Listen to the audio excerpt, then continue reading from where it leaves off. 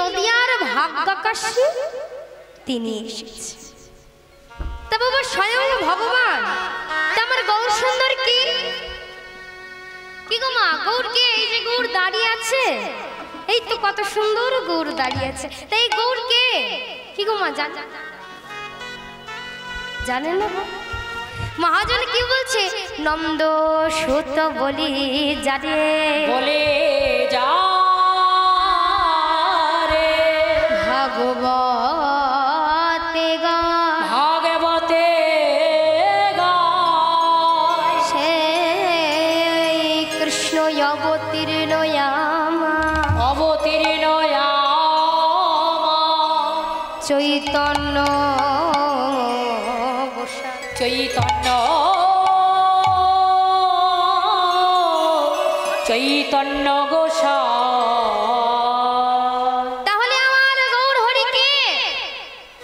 নন্দসুত, অর্থাৎ নন্দ মহারাজের পুত্র শ্রী গোবিন্দ। সেই গোবিন্দ এই কলিযুগে মহাপ্রভু হয়ে এসেছে। তা বাবা আমার গৌর কি একা এসেছে? কি গো মা, আমার গৌর একা এসেছে? তিনি রাধা কৃষ্ণ মিলিত তনু হয়ে আমার গৌর সুন্দর এসেছে।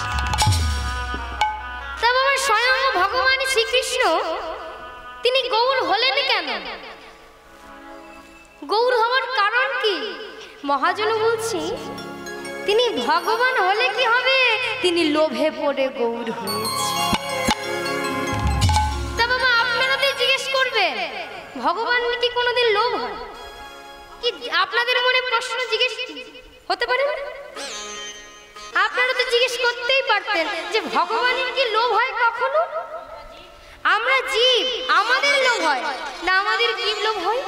ধন দৌলত, টাকা পয়সা, বাড়ি গাড়ি, এই সবের উপর আমাদের লোভ হয়। আর ভগবানের কিসের উপর লোভ হয় জানেন? ভগবানের লোভ কিসের উপর? ভক্তের ওই ভক্তি সম্পত্তি। তাই গৌর হরিব। তা বাবা গোবিন্দ মনে মনে চিন্তা করছি আমি কি করলে ওই ভক্তের ভক্তি সম্পত্তিটা পাবো। সমস্ত শাস্ত্রগণকে ডাকছে, সরদর্শন সরদর্শন বলতে পারো? সরদর্শন আমি কি করলে ভক্তের ওই ভক্তি সম্পত্তিটা পেতে পারি? সরদর্শন বলছে প্রভু আমার তো 6টা গুণ, তাই আমি বলতে পারবো না। তুমি ভাগবতকে জিজ্ঞেস করো, ভাগবতের 10টা গুণ সে বললেও বলতে পারে। তো বাবা গোবিন্দ আমার এবারে ভাগবতকে ডাকলেন, ভাগবত। ভাগবত বলছে বলুন প্রভু।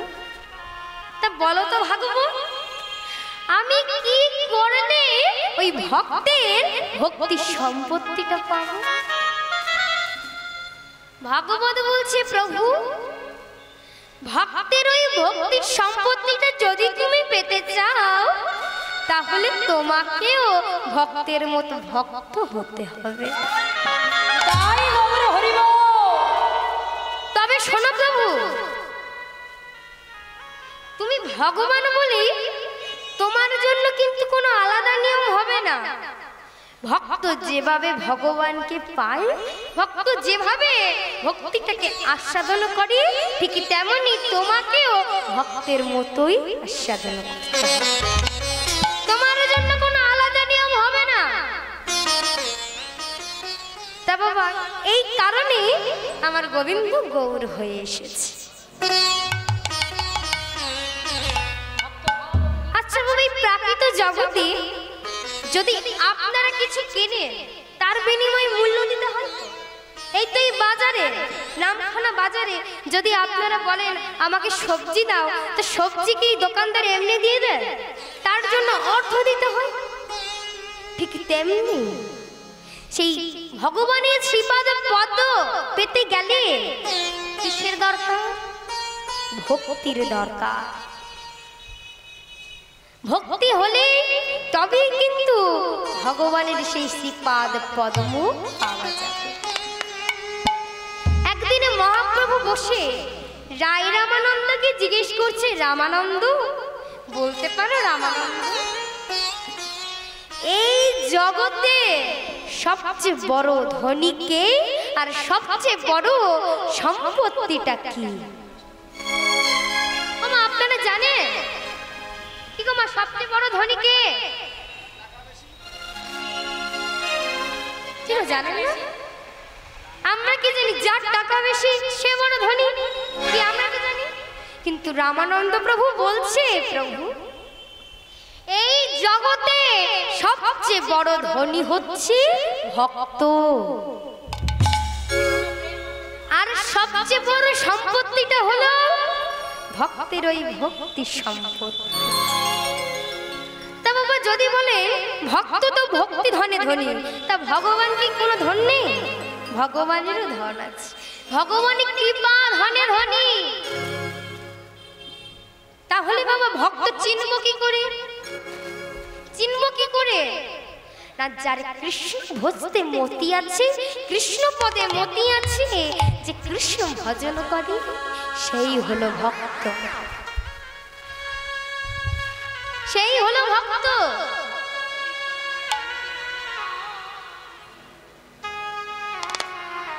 আজ আমার এই গৌর সুন্দর যে এসেছে না, বললাম লোভে পড়ে এসেছে, তা আমার গৌর সুন্দর যে এসেছে, তো বাবা আপনাদের আনন্দ হচ্ছে না?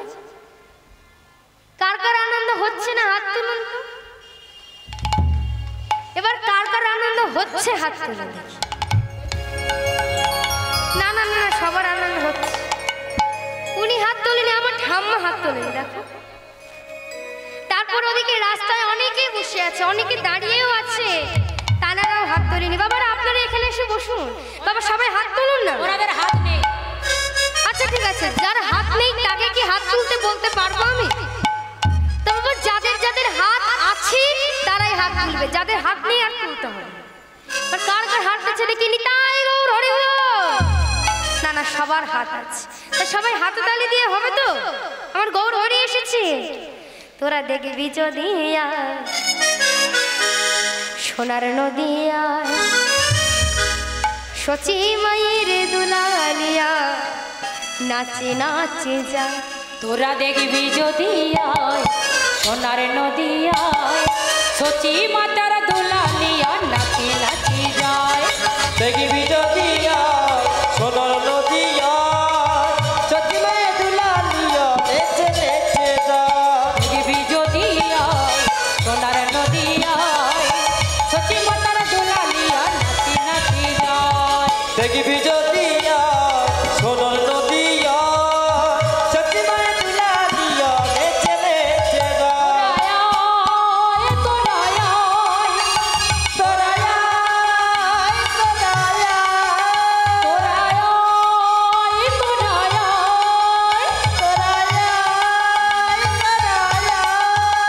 আমার সচি মাতার দুলালিয়া নাচি নাচি যায়। সচি মাতার দুলালিয়া নেচে নেচে যায়।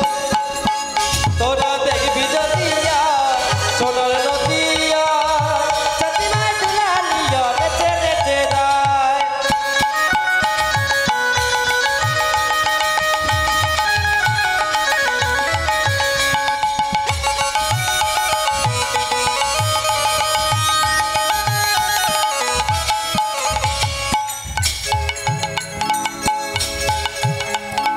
সচি মাতার দুলালিয়া নদিয়ার চাঁদে গোরা।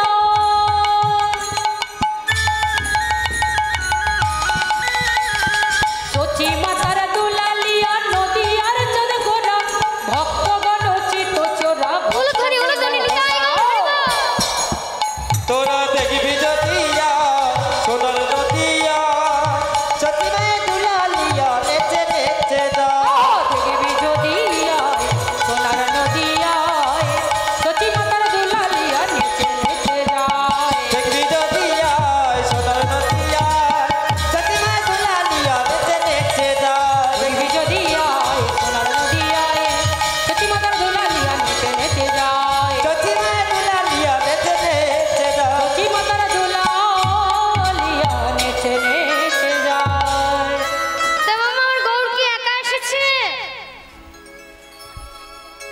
একটু জোরে বলুন, হ্যাঁ কি না? কেউ কিছু বলছেও না।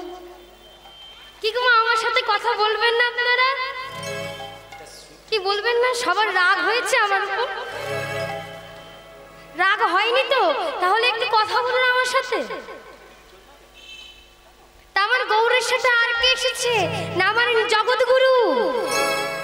তা জগৎগুরুকে সবাই জানে। আমাদের জগৎগুরু কে? ও দিদি বলো, তোমরা তো জানো। বলো দিদি, কি গো আমার উপর রাগ হয়েছে না?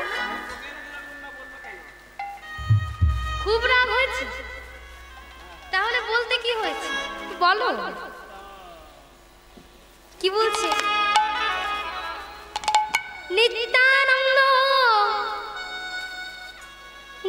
জগৎগুরু,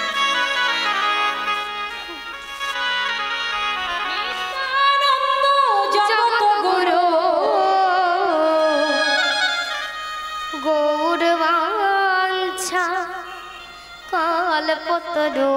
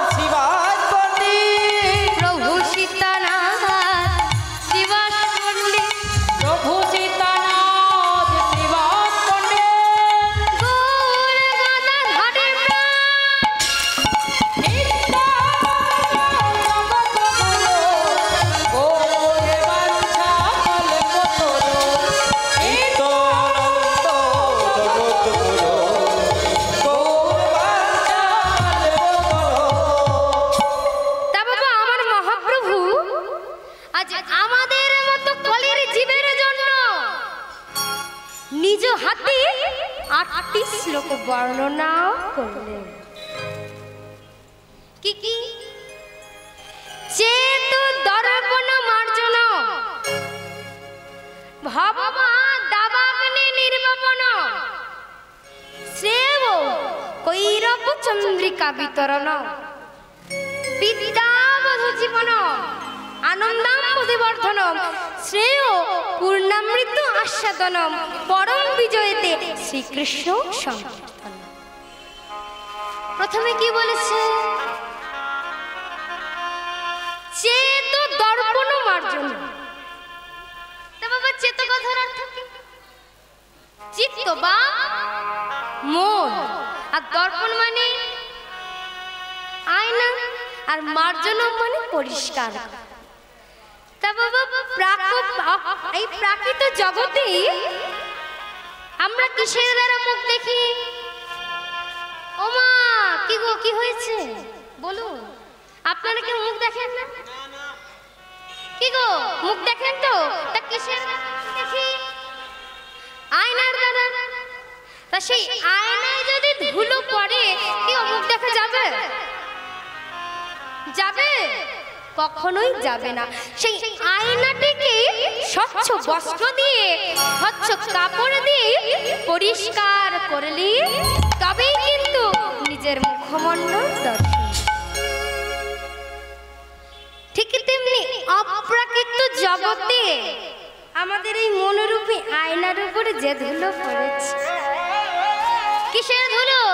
কামনা, বাসনা, লোভ, লালসা, অহংকার, এই যে ধুলো পড়েছে, এই ধুলো কিভাবে পরিষ্কার করব? স্বচ্ছ বস্ত্র দিয়ে পরিষ্কার করা যাবে? যাবে না।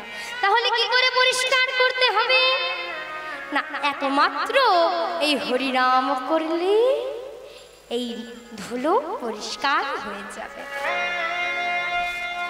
তারপরে কি বলছি? না, শ্রেয় কৈরব চন্দ্রিকা বিতরণ। শ্রেয় কৈরব, কৈরব কথার অর্থ কি? কুমুদ ফুল। অনেকে বাবা এই কুমুদ ফুলকে বলে শালুক ফুল বা শাপলা। সেই শাপলাকে চেনেন তো? এই শাপলা রাতের বেলায় ফোটে না? রাতের আকাশে চাঁদের আলো এই শাপলার উপরে পড়লে, এই কুমুদ ফুলের উপরে পড়লে তবেই কিন্তু এই ফুল প্রস্ফুটিত। এটি দিনের আলোয় ফোটে না। তাহলে কি বলছি না, চাঁদের সঙ্গে কুমুদ ফুলের বন্ধুত্ব। ঠিক তেমনি অপ্রাকৃতিক জগতে আমাদের এই মনোরূপী কুমুদ ফুলের ওপর যদি হরি নামরূপ চাঁদের আলো পড়ে, তাহলে আমাদের এই মনোরূপী কুমুদ ফুল প্রস্ফুটিত হবে। আবার কি বলল? ভব মহা দাবাগ্নি নির্বাপন, ভব মহা দাবাগ্নি। দাবাগ্নি কথার অর্থ কি? দাবানল। আমরা বইয়ের পাতায় পড়েছি যে গাছে গাছে ঘর্ষণে লেগে যে আগুনের সৃষ্টি হয় তাকে দাবানল বলে। তবে এই দাবানলের আগুন দেখবেন কিন্তু সহজে নেভানো যায় না। বালতি বালতি জল ঢাললে এই আগুন কিন্তু নিভে না। তাহলে কি করে নেভাবো? না, একমাত্র এই পৃথিবী, এই ধরনী যদি উপর থেকে বাড়ি বর্ষণ করি, তাহলে এই আগুন নেভানো যাবে। ঠিক তেমনি বাবা এই অপ্রাকৃত জগতে আমরা যে সংসার দাবানলে দাও দাও করে জ্বলছি, এই আগুন কিভাবে নেভাবো? বৃষ্টি হলে এই আগুন নিভবে? নিভবে না। তাহলে কিভাবে নেভাতে হবে? না, একমাত্র এই হরি নাম করলে এই আগুন নেভানো যাবে। আবার কি বলছি? বিদ্যা মধু জীবন, বিদ্যা মধু। তা বাবা ঘরে যখন নতুন বউ আসে তখন তার ঘুমটা এতটা পর্যন্ত থাকে না। তাও অনেক অনেক বাড়িতে দেখবেন এতটা ঘুমটা থাকে। কি থাকে তো? সেই ঘুমটা যদি না খোলা হয় তাহলে মুখ দেখতে পারবেন? কি গো মা, পারবে? পারবেন না। তার মুখ দেখতে গেলে ঘুমটা তুলতে হবে, তবেই কিন্তু সেই নতুন বইয়ের মুখ দেখা যাবে। ঠিক তেমনি বাবা আমাদের এই মন যে ঘুমটা দ্বারা আবৃত, এই ঘুমটা কি হাত দিয়ে তোলা যাবে? যাবে না। তো বাবা আমাদের এই মন কি ঘুমটা দ্বারা আবৃত? কিসের ঘুমটা? ষড়রিপু ঘুমটা। কাম ক্রোধ লোভ মোহ মদ মাশ্চর্য, এই যে ছটা রিপু দ্বারা আমাদের এই মন ঘুমটা দ্বারা আবৃত। এই ঘুমটা কিভাবে তুলব? না, একমাত্র এই হরি নাম করলে এই ঘুমটা উদিত হবে।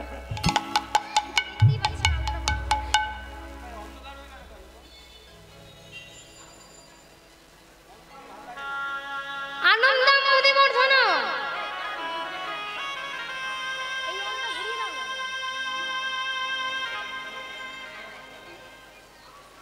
কি বলছে?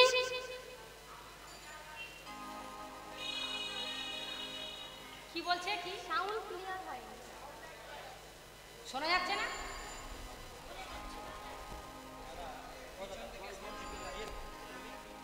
আনন্দম মুদিবর্ধন। তা বাবা আপনারা যে সাধু সঙ্গ করতে এসেছেন, আপনাদের আনন্দ হচ্ছে না দুঃখ হচ্ছে? আপনারা বললে হবে, সবাই মিলে বলতে হবে। কি গো, আনন্দ হচ্ছে? হ্যাঁ বলুন, হ্যাঁ কি না? হ্যাঁটা যেন জোরে হয়।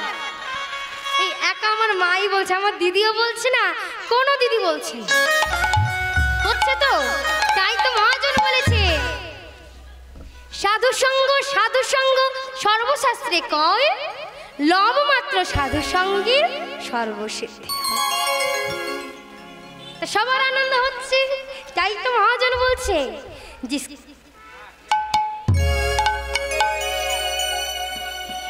जिसको जीवन में मिला साधु संग है, उनको हर घड़ी आनंद ही आनंद है। जीवन में मिला साधु संग है, उनको हरे भरी आनंद ही आनंद है। जिसको जीवन में उलूध्वनि उलूध्वनि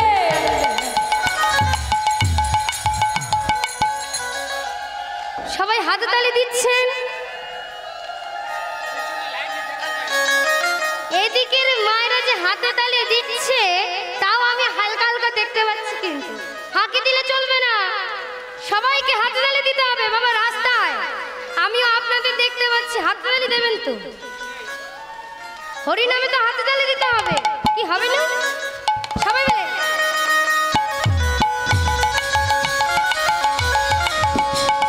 जीवन में मिला साधु संग है, उनको हरे भरी आनंद ही आनंद है।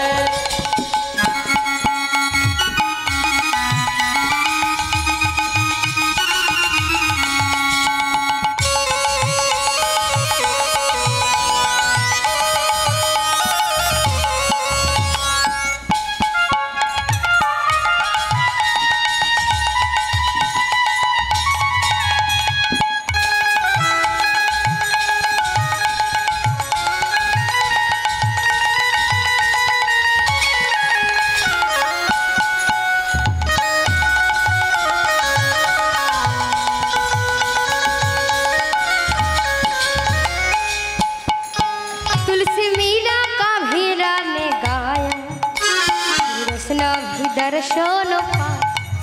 तुलसी मीरा का भीरा ने गाया, सूरदर्शनो भी दर्शनो पाया। तुलसी मीरा का भीरा ने गाया, रसना भी दर्शन पा। तुलसी मीरा का भीरा ने गाया, सूरदर्शनो भी दर्शन